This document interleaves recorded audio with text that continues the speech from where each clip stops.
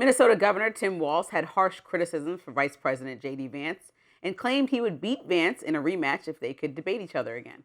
The two squared off in October of 2024 for the vice presidential debate, but Walz says if he could do it over again, his strategy would be different, especially when it came to Vance's immigration and housing arguments.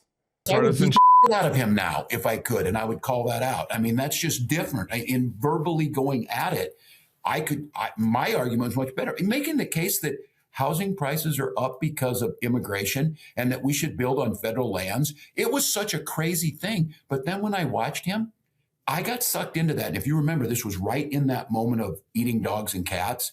I took that bait and thought that that was the argument of how outrageous it was. That was not the argument. Walz also accused Vance of lying throughout their debate. Take a look. I think he was well prepped. It was strange to me to be in the presence of someone who I couldn't see a tell on him when he lied. It was so, usually you can see it, like with me, I'm like, oh, I'm a terrible liar. I'm a terrible poker player.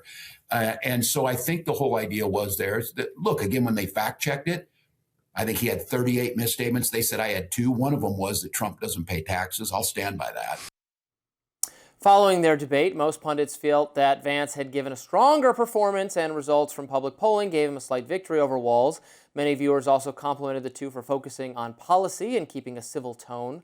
Walz and Vance often found common ground in their arguments, as opposed to the presidential candidates Donald Trump and Kamala Harris, who argued a lot.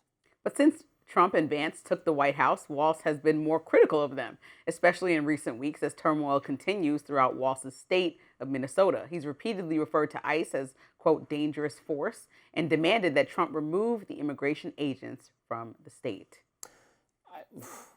What he wants to relitigate the debate he did a good job at. Like, this is actually kind of pathetic. And then he's going to the most friendly audience imaginable on earth, Tim Miller of The Bulwark, to say that, well, here's how I would have done it differently. Why are you making that voice for that man? I was trying to do a kind of Minnesota.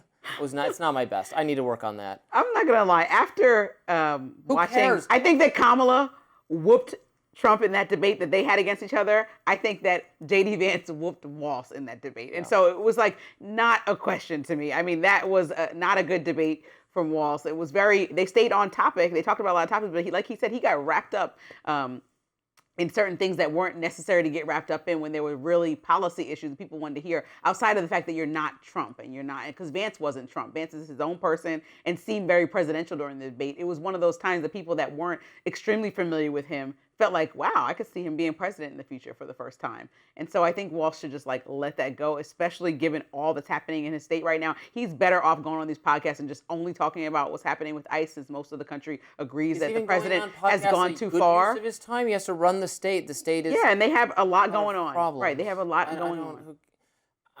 He wants to prove he's a good debater. I'm sure. I think Vice President Vance is probably too busy, but there's probably some conservative politician who would do a debate with him, and then we could see, I guess. But also, Tim Walz is about to slide into irrelevancy.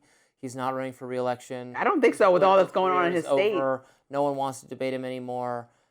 He's a complete and total and utter failure and a joke, and we don't need to hear from him anymore. You have all these strong words for certain people. I find that so interesting. For people I don't like. I don't think that he's completely failed at his really job. don't like I think that he, is somebody who is well liked throughout Minnesota prior to all the incidents that are happening right now. And I'm not sure how they found out about feel the about massive him right fraud. Now. There's a lot going on with the fraud. That he was afraid to do anything about because he didn't want to. Fine, but there were many states across the country, like you and I have discussed, that were experiencing extreme amounts of fraud during the pandemic and right after, when federal authorities opened up access to capital because we were in dire circumstances, and a lot of people took advantage of that. I hope we learned our lesson. And it wasn't only just Minnesota, and there were several Republican states, I believe, like Ohio, that had a lot of Minnesota.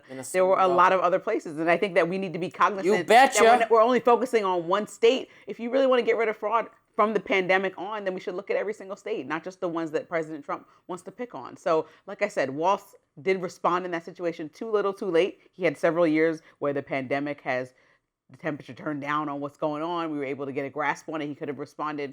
He chose to put some new statements forward in December of last year. That was really late. And so now he's dealing with the repercussions. But he also did step out of the race, which is a good thing for Minnesota. Now they can see what's going to be next for them and who the next governor will be.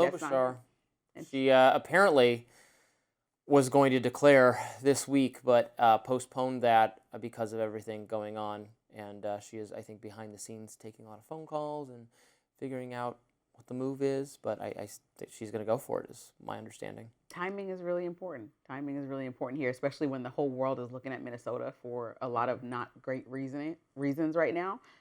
Particularly back to back. The whole show on Minnesota today. Yeah, I know. A lot of people segment after segment about what's happening there. So I don't know that now is a great time for her because she wants to really make sure that she has an easy path forward, which I think she will. But right now we have to just make sure on their end that they figure out what a workable solution is with the president before she starts announcing how she would handle leading the state, because a lot of people have a lot of questions about how it's being led right now, how ICE is there right now, and what the solution is. That's like the main issue for them. Some on the left are calling for Americans to take drastic actions in order to stop ICE, including calling for a strike on the U.S. economy. We'll be right back.